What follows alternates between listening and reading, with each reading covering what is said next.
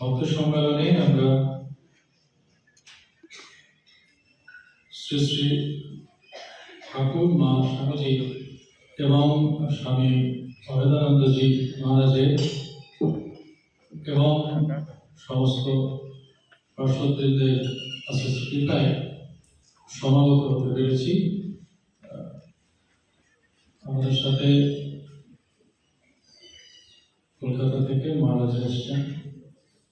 প্রথমে আমার প্রণাম জানাচ্ছি রামকৃষ্ণ বেদান্ত মঠ ও আশ্রমের অধ্যক্ষ স্বামী মুক্তিকামলজি মহারাজের শিষ্যমে আমার প্রণাম।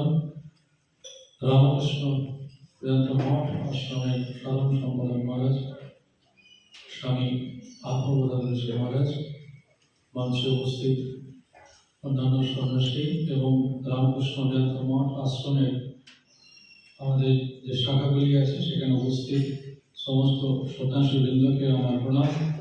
ব্রহ্মচারী ভাইদের আমার স্নেহ এবং ভালোবাসা এবং আমার সামনে উপস্থিত রামকৃষ্ণ ভক্তবৃন্দকে যথাযথ শ্রদ্ধা এবং প্রণাম।